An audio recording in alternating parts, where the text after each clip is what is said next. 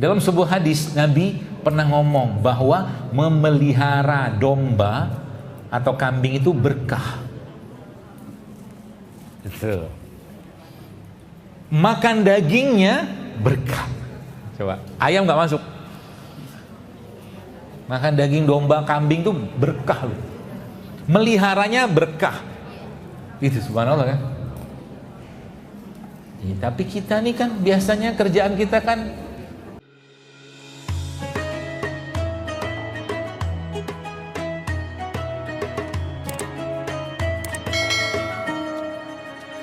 yang kita ikutin sekarang ini, tujuan asli itu untuk memperbaiki apa? Jiwa. Terus Nabi ngomong lagi kan? Nabi kata apa? Nabi bilang begini, innallaha la yanzuru ila suwarikum, ya kan? Walakin innallaha yanzuru ila suwarikum. Terus apa lagi? Wa a'malikum, ya. Apa Ustaz? Amwalikum. Yang terakhirnya kan walakin yanzuru ila qulubikum. Allah tuh nggak lihat rupa kalian, harta kalian, ganteng, enggak. Walakin yanzuru ila qulubikum. Allah lihat tuh hati. Hati. Hanya hati saja. Ya. Jadi syariat ini sebenarnya tujuannya apa? Nih lihat. Nanti kita tarik ke belakang lagi tuh. Saya jangan dapat. Sebenarnya yang diinginkan syariat ini, baik yang diperintahkan untuk kita kerjakan secara fisik, katakanlah puasa, ya, atau wakulu wasrubu la tusrifu, tujuannya apa? Menjaga jiwa, menjaga hati supaya dia tidak rusak, supaya dia tidak kotor. Lalu Nabi mengatakan kan, ala inna fil jasad mudghah.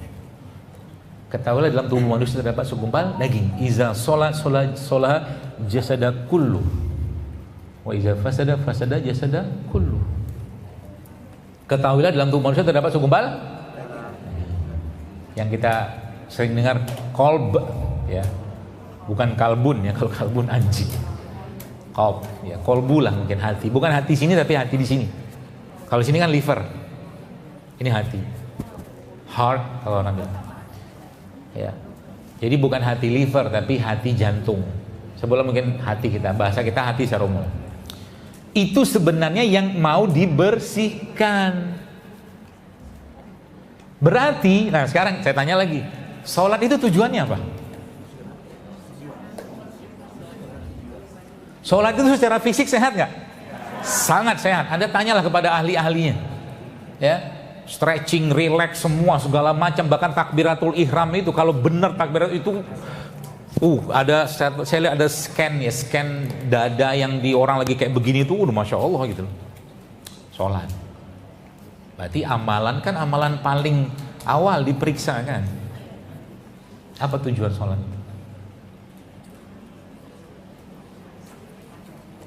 Apa tujuan sholat?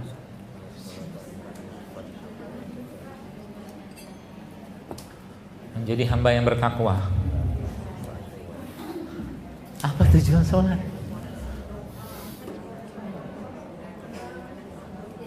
Udah sering kok kita dengar ayatnya. Inna sholata. Kenapa dibagi dua? Fasya wal munkar. Itu ada ilmu lagi. Si Quran tuh kalau dipelajari bikin mikir. Sekarang saya tanya, yang naruh surat Al-Baqarah habis Al-Fatihah itu siapa? Nabi Muhammad atau Allah? Kenapa Al-Baqarah? Kau mikir, kenapa habis Al-Fatihah itu Al-Baqarah? Pernah mikir nggak? Kalau belum pernah saya ajarin, saya kasih tahu.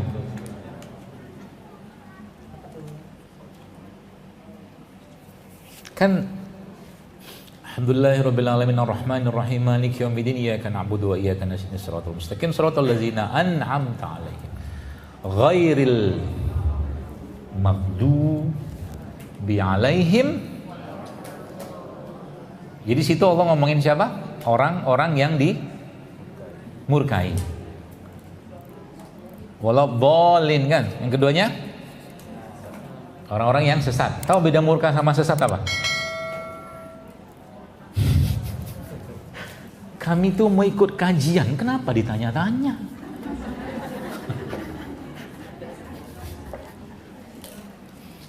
Murka itu sudah tahu benar nggak mau ikut, itu dimurkai.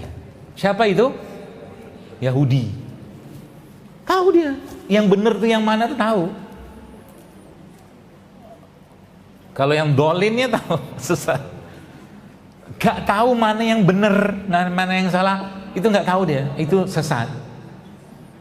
Al-Baqarah itu kisahnya tentang kaum apa? Bani apa? Israel. Nah, sudah tahu kenapa jawabannya di situ setelah Fatihah itu Al-Baqarah? Ghairil kan maghdu dulu kan? Itu misal. Jadi kalau Quran itu diajak mikir keren itu. Al-Kahfi itu Masya Allah ya, juga banyak mengajarkan ilmu kepada kita. Kata mereka kan, nah Al-Kahfi itu, ini pertanyaan sering banget saya tanya, semoga belum ada yang dengar di sini. Tapi saya mau tanya, Al-Kahfi itu berapa orang?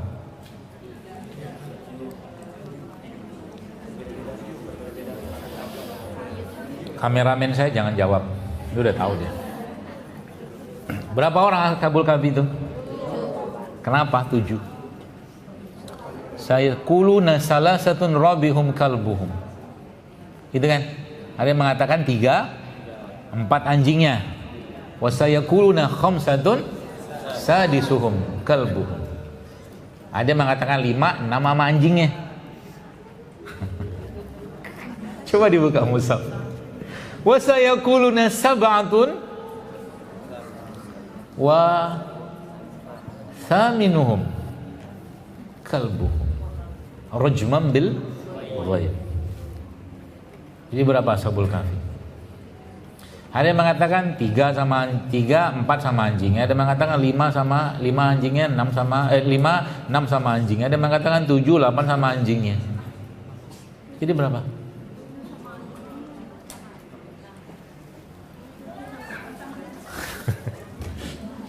Kalau Anda buka mushafnya ketahuan. Anda pelototin itu, gitu, ketahuan deh.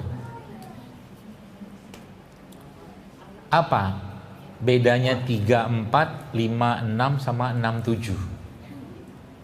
Bedanya tahu? Di situ kalau yang 3, 4 anjingnya langsung aja tuh. Wasayuquluna salasatun rabi'uhum kalbuhum. Salasatun rabi'uhum kalbuhum. Langsung 3, 4 anjingnya. Seterusnya adalah 5, 6 anjingnya. Betul? Tapi di yang ke-7 itu menarik. Wasayaquluna sab'atun wa thaminuhum kalbuhum. Jadi antara 7 dan 8-nya Allah kasih waw. Wa, huruf wa. Huruf wa itu artinya apa? Dan. Jadi antara orang 7 ini sama anjing Allah kasih waw. Untuk membedakan ini manusia, makhluk mulia sama anjing. Makanya ada ulama mengatakan, saya bersumpah kata Ibnu Abbas, Ashabul Kahfi itu 7, 8 sama anjingnya gara-gara huruf waw. Canggih kan orang dulu kan? Itu bahasa Arab gitu. Itu ya. Jadi Masya Allah ya. Tadi syariat ya. Jadi patuhin aja. Sholat yang benar, wudhu yang benar, penelitian wudhu udah berlimpah ruah. Ya, itu rahasia sebenarnya. Haji itu bikin sehat nggak? Bikin sehat. Saya tuh sampai sekarang lagi mikir apa sebenarnya yang terjadi di bumi saat bulan Ramadan. Saya lagi mikir. Karena manusia kita ini hidup di bumi ini pasti akan berkaitan atau berhubungan dengan bumi, pasti. Bukan tiba-tiba, kemudian ada syariat yang di situ kita diperintahkan puasa sebulan penuh. Yang syariat ini diperintahkan juga oleh Allah kepada orang-orang sebelum kita. Padahal ketika Nabi atau Rasul baru datang dengan membawa syariat, maka syariat Rasul sebelumnya itu dihapuskan. Tapi untuk puasa nggak dihapusin. Mereka ada sesuatu gitu loh, yang berkaitan dengan puasa itu. Ya. Jadi kata kunci ada pada puasa, pada syariat. Maka ikutin syariat. Waktunya tidur, tidur. Ya. Bahkan contoh ya. Saya tanya, pernah dengar salah satu adab masuk kuburan, pemakaman? Buka alas kaki atau pakai? Buka loh. Yang laki-laki, yang perempuan mungkin kaos kaki. Itu pun jadi perdebatan. Ada beberapa khilaf juga. Ulama itu sebenarnya kaki itu di perempuan itu masuk nggak gitu, aurat atau tidak? Itu urusan orang fikih lah itu. Tapi yang maksud saya di sini yang saya mau bahas itu, kenapa masuk kuburan atau pemakaman kita disuruh lepas alas kaki? Gitu.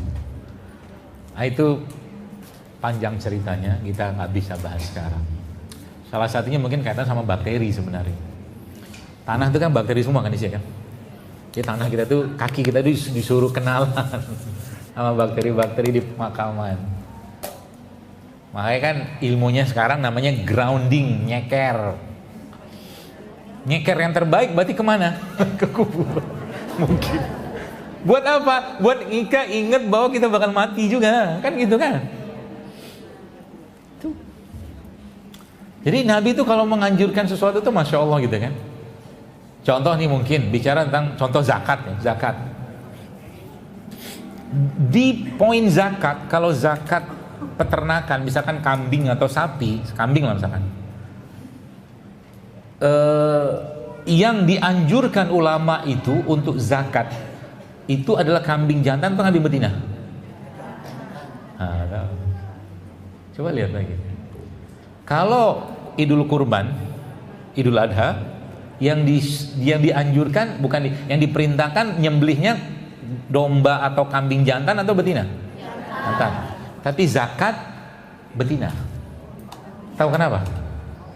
Karena zakat itu pemberdayaan. Maka kambingnya bisa menghasilkan. Gitu. Terus kenapa lagi misalkan para rasul itu semuanya adalah pengembala kambing? Mikir lagi kita kan. Kenapa nggak sapi aja, onta aja, kambing? Gitu. Dan mereka menjadi orang-orang yang mulia, memimpin umat dengan belajar kepemimpinan dari domba. Maka ada istilah, bukan istilah teman saya. Dia sebut dengan leadership. Shipnya domba. Belajar kepemimpinan dari domba. Belajar lagi, kenapa domba itu luar biasa sampai Nabi katakan apa? Domba. Beda domba sama kambing apa? Kalau bahasa Arabnya itu ghanam. Ghanam itu secara umum ya kambing ya. Atau domba. Yang kulitnya tebal kita sebut dengan domba, kulitnya tipis kita sebut dengan kambing. Dalam sebuah hadis Nabi pernah ngomong bahwa memelihara domba atau kambing itu berkah. Betul. Makan dagingnya berkah. Coba, ayam nggak masuk. Makan daging domba, kambing itu berkah. Meliharanya berkah. Itu subhanallah kan. Ya, tapi kita nih kan biasanya kerjaan kita kan apa ya? Ya. Kalau saya ngomong kambing, yang kebayang di orang zaman sekarang apa? Darah tinggi, ya kan? Pokoknya semua yang urusan syariat itu kita seperti ada setannya. Jadi barokahnya diambil. Ngomongin hujan, mikirnya apa? Negatif aja gitu kan? Demam lah, banjir lah, gak pernah kita lihat. Subhanallah. Coba baca tuh di surat Al-Anfal, fungsi hujan tuh berapa? Berapa fungsi hujan? Coba buka deh mushafnya. Ada berapa fungsi hujan dalam Quran yang Allah sebutkan dalam surat Al-Anfal? Ayat 11. Yang pertama apa? Mensucikan. Yang kedua apa?